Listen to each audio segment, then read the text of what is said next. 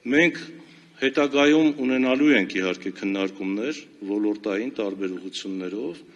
բայց այսօր կներկայացվեն հիմնական սկզբունքները, հռչակագիրը, որը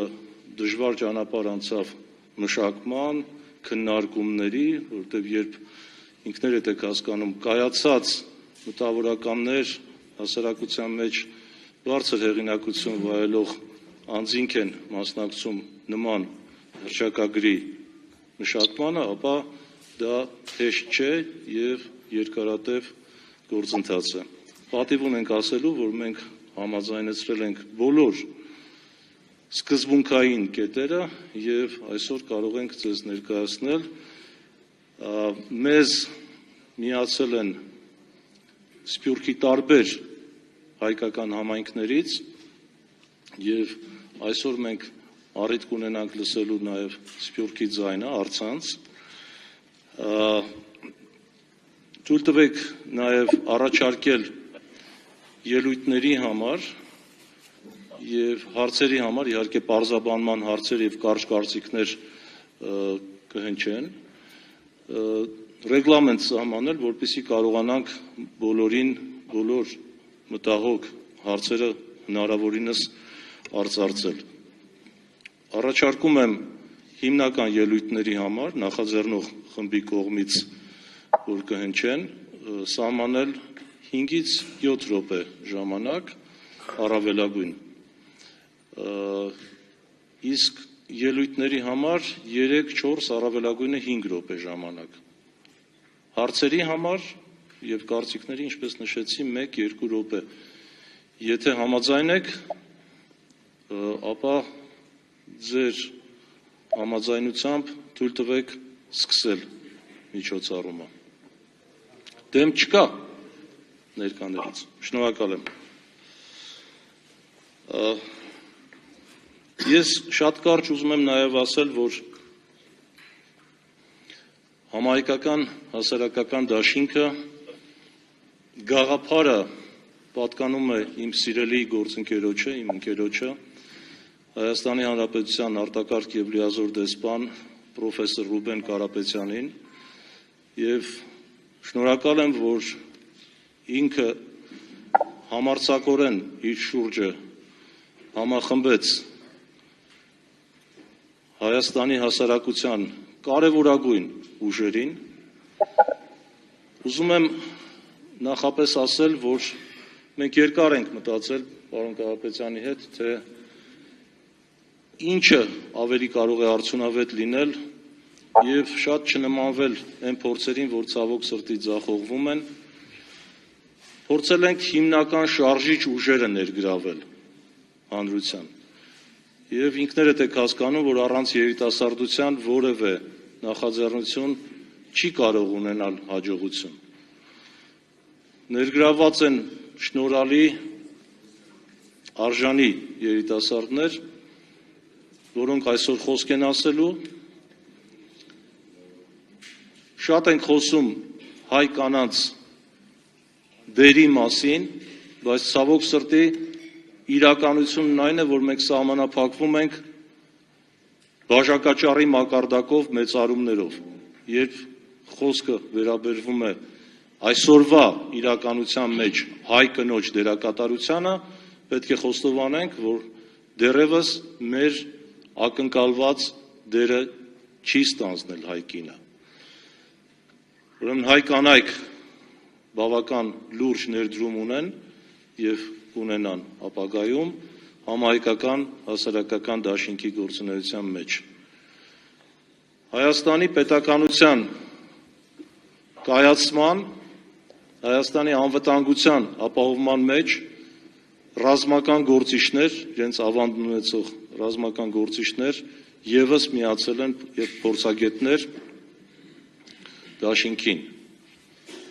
Հոգևոր դասը, միգուցե ես սկզբից պետք է ասեմ, որտեվ առանց հոգևորականների, առանց հայոց առաքելական սուրբ եկեղեցու, ես չէ որ պետք է ասեմ, ինչ կլիներ մեր գոյությունը։ Սփյուռքը Հայաստանի հետ մենք դիտարկում ենք որպես մեկ միասնականություն եւ դրա համար համահայկականության մասին պրոֆեսոր Կարապետյանը առանձին կանդրադառնա։ Ես շատ հակիրճ կփորձեմ տեղավորվել ժամանակի մեջ եւ խոսել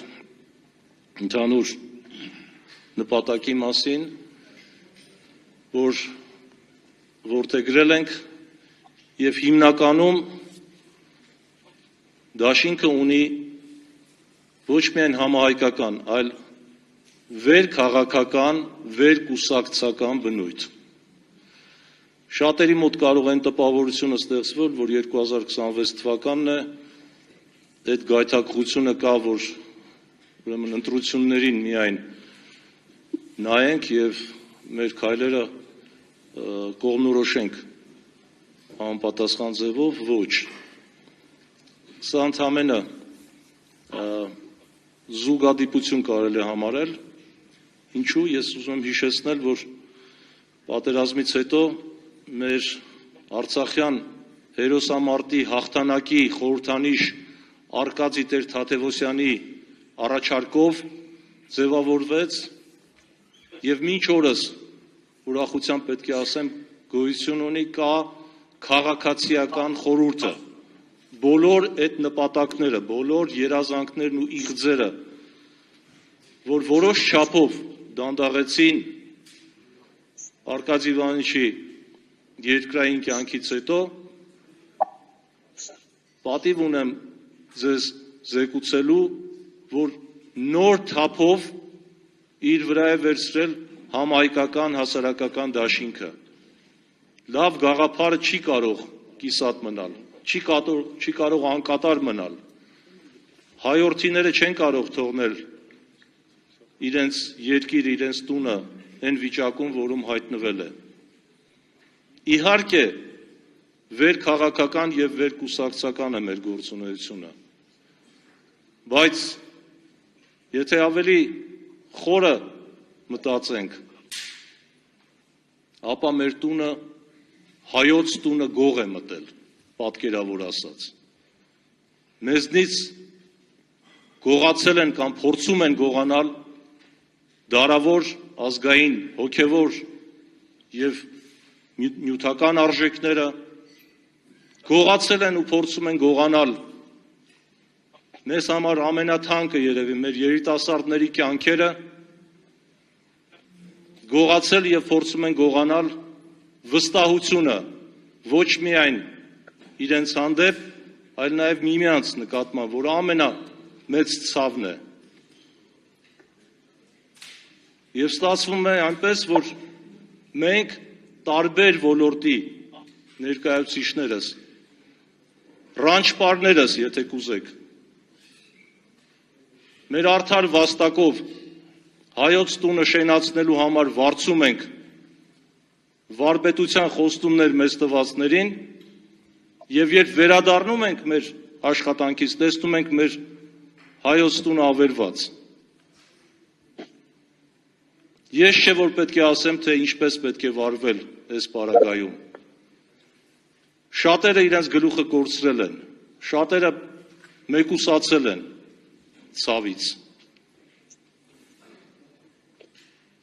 Շատերը մտածում են, որ միգուցե անիմաստ է արդեն։